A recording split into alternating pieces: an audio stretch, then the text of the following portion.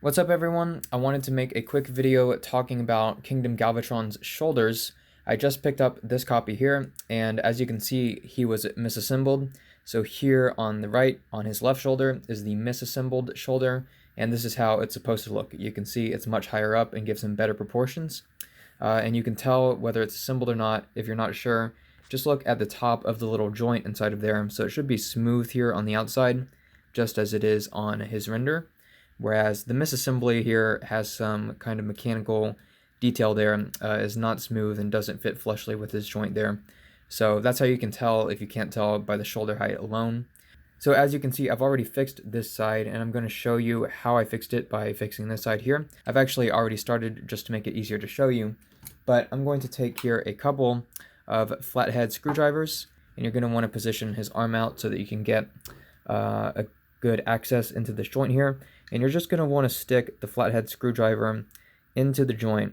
And it's very easy to sort of damage and scratch the plastic while you do it. I will say I don't think this is an easy fix.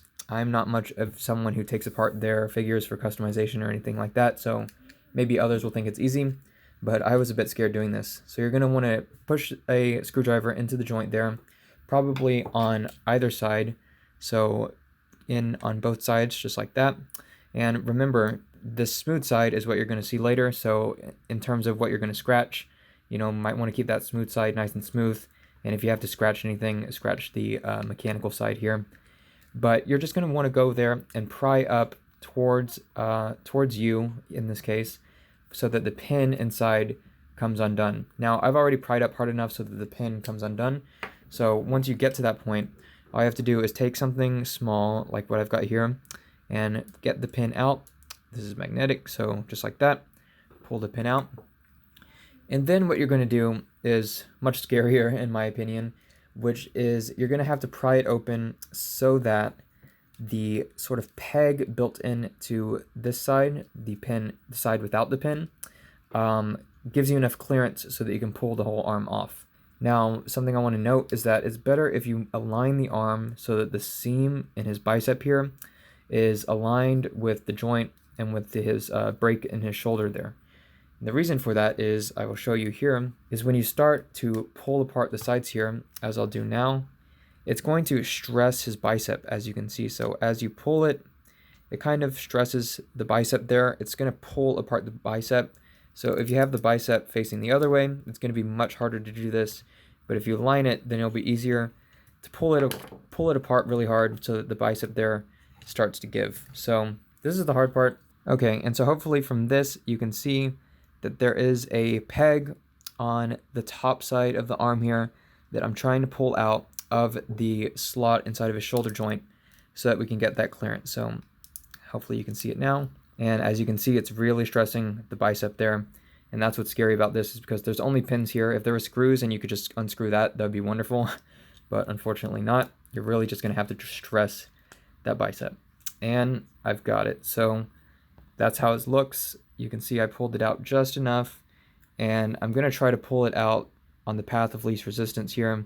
So near the bottom of the shoulder joint, it's a little bit less thick. So I'm going to try to glide it across that piece of the surface right there. Okay, so just like that. So now I've successfully removed the arm, and now you can clearly see the nature of the problem with this misassembly is that the height of the hole here changes depending on whether this is facing this way or this way. So it comes misassembled like this. Face it so that that smooth side is on top there. Take your arm here and make sure that the side without the pin is facing forward. So this is the front of his arm right here. The side without the pin is facing forward. The smooth part is on top. And now all you have to do is just pop it back on. So you're going to have to stress it again probably. So probably you want to realign the bicep to that joint so that you can really pull it in this fashion here.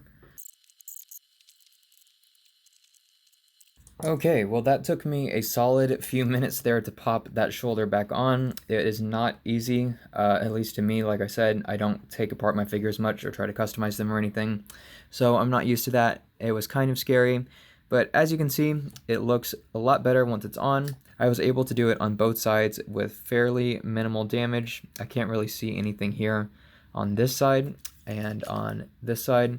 It also looks pretty good to me. There's a little bit of a stress mark I left there from moving the screwdriver around.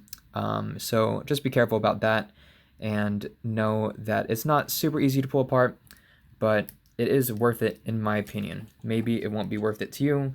Maybe you'd rather just wait for a correctly assembled one. I kind of debated doing that, but I thought it would be a fun challenge to try to fix it myself, and I'm definitely happy with the results. In terms of reinserting that pin there, it can be hard to kind of get it pushed in all the way again. I managed to do it here on this side, but one way to do it is to take a standard 5mm weapon, like this one I have from one of the Dark of the Moon Human Alliance figures, and just once you get it stuck in there a bit, you can use this to really just push it in there, because the hole is actually the same size as a 5mm port. So you can just get something that has a sizable handle or peg there, push it in until it kind of sticks in place. So I hope you found that helpful. Please consider subscribing to my channel and stick around for more Transformers videos, animations, content, things like that. I hope to start releasing a bunch of what I've been working on pretty soon. And thanks for watching.